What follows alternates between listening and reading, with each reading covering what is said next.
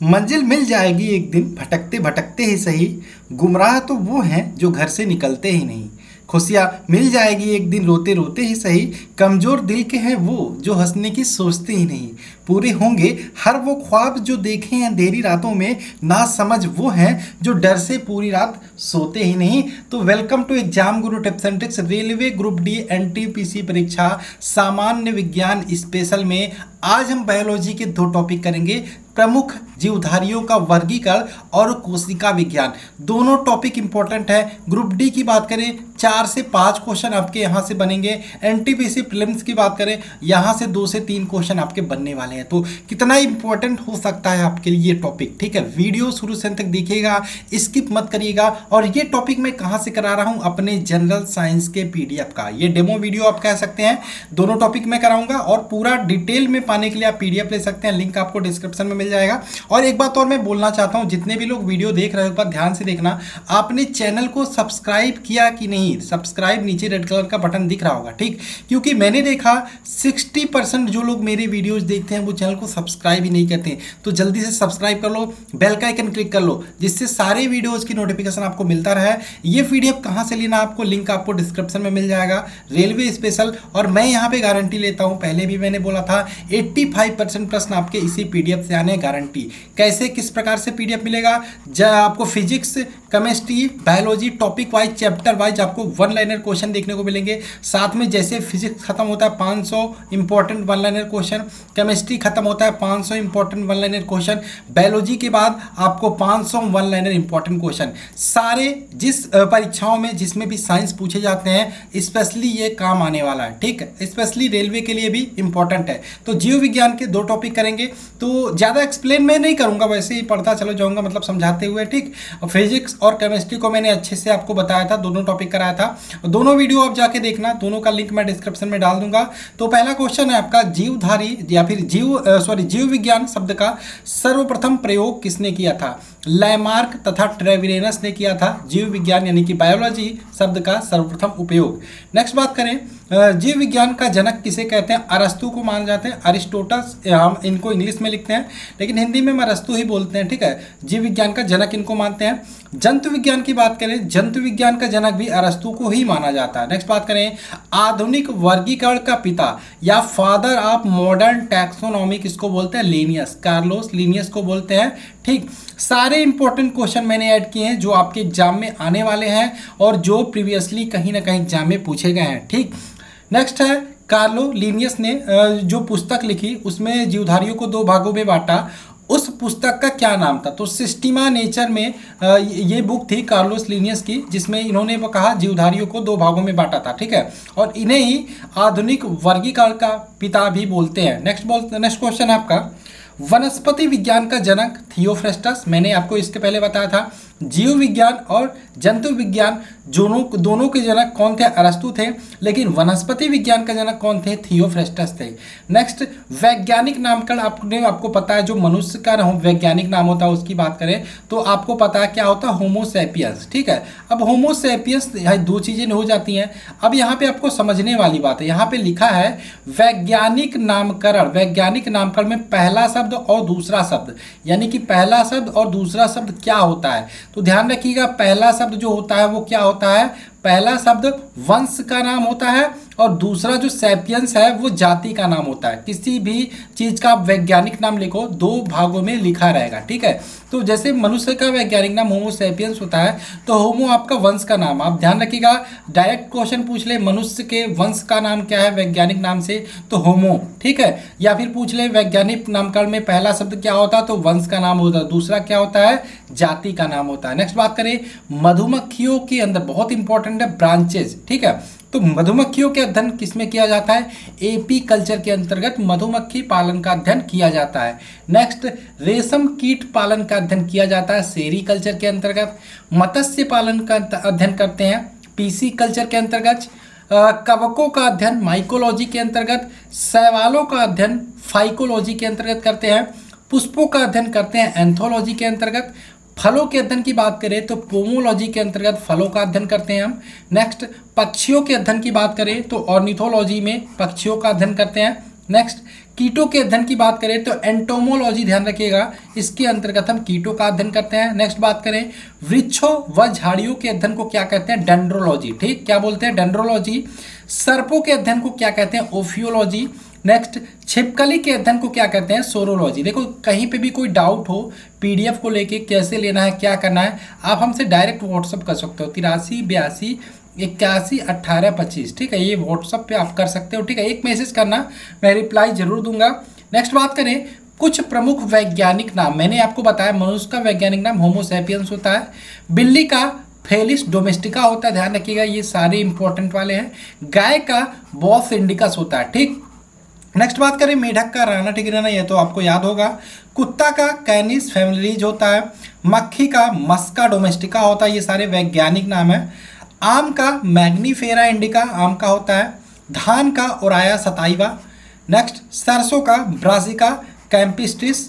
Next मटर का Pisum सताइवम। ठीक, ये तो वैज्ञानिक नाम हो गए। अब नेक्स्ट बात करें जीवाणु साइनोबैक्टीरिया तथा आर्कीबैक्टीरिया किस जगत के प्राणी हैं, तो ये मोनेरा, देखो मोबेरा नहीं है, सॉरी यहाँ पे मिस प्रिंटिंग है, ये मोनेरा होता है। ठीक है, थोड़ा सा मिस प्रिंटिंग है, मोनेरा जगत के प्राणी है। ठीक है, नेक्स्ट बात करें पादप व जंतु के बीच की कड़ी कही जाती है यूग्लिना। बहुत ही इंपॉर्टेंट क्वेश्चन है, जितना भी स्टार लगा लो कम है, कई बार एग्जामों में पूछा गया है। ठीक, तो पादप व जंतु के बीच की कड़ी मानी जाती है यूग्लिना। नेक्स्ट बात करें शैवाल मांस पुष्पीय तथा अपुष्पीय बीजीय पौधे किस जगत के अंतर्गत आते हैं, तो पादप जगत के अंतर्गत आते हैं। नेक्स्ट हाइड्रा जेलीफिश कृमि सितारा मछली सरीसृप उभयचर पक्षी तथा स्तनधारी जीव किस जगत के अंतर्गत आते हैं, तो ये जंतु जगत के अंतर्गत आते हैं। नेक्स्ट वर्गीकरण की आधारभूत इकाई क्या है, तो वर्गीकरण की आधारभूत इकाई जाति है।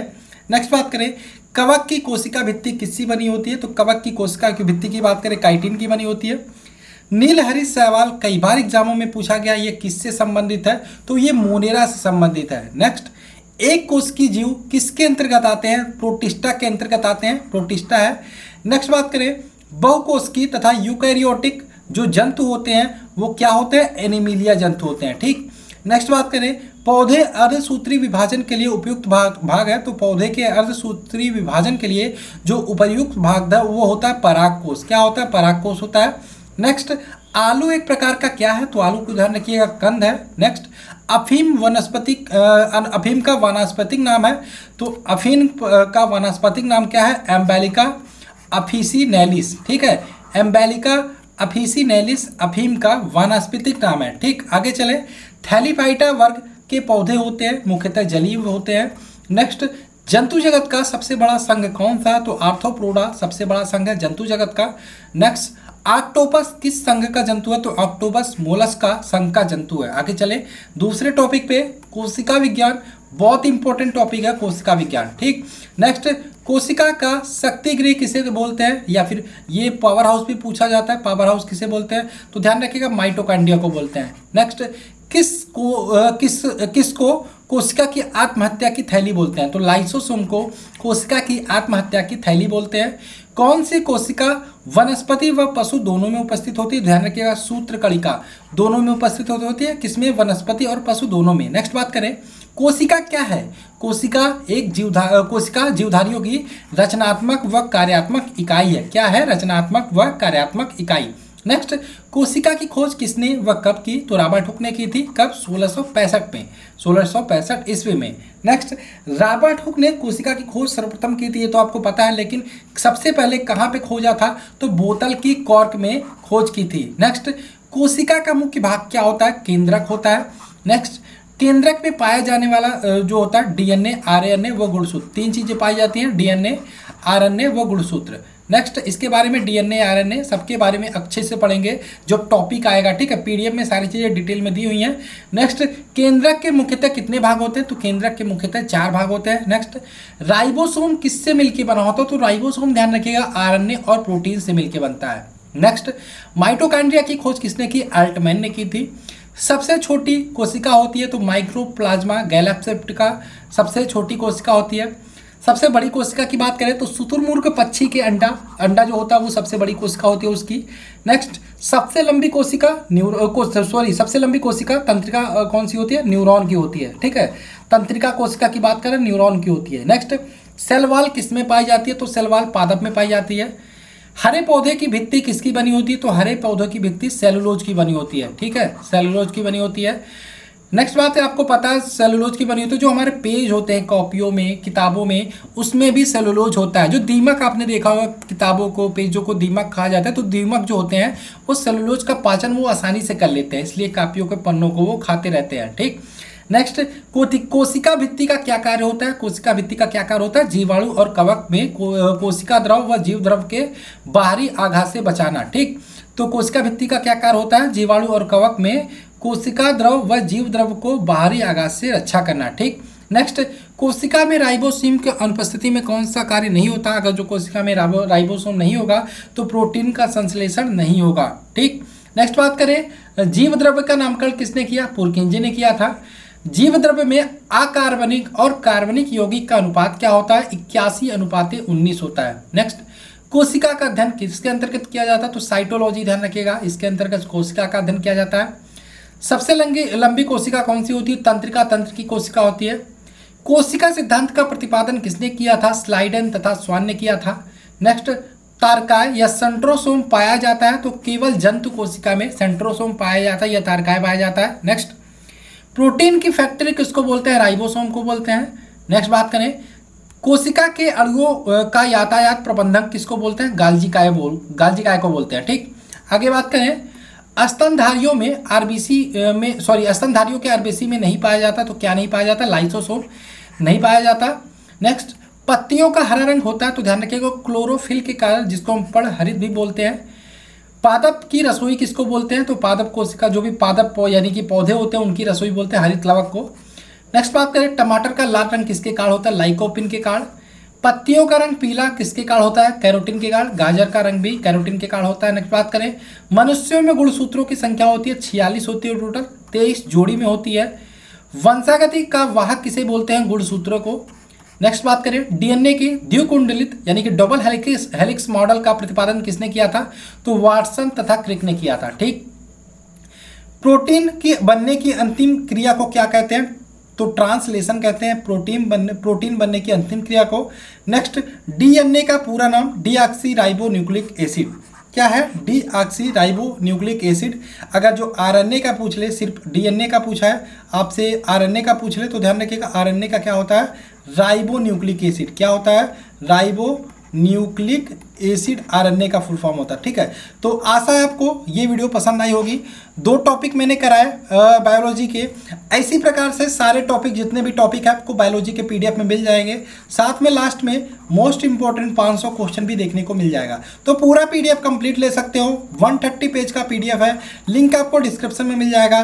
कोई भी डाउट होता है हमारे व्हाट्सअप नंबर पर हमें बात कर सकते हो या फिर पूछ सकते हो कैसे क्या करना है। ठीक है, मैं नंबर दे देता हूँ 83 82 81 18 25। ठीक, चलो वीडियो को लाइक कर देना, शेयर करना मत भूलना। मिलते हैं नेक्स्ट वीडियो में। जय हिंद दोस्तों, जय भारत।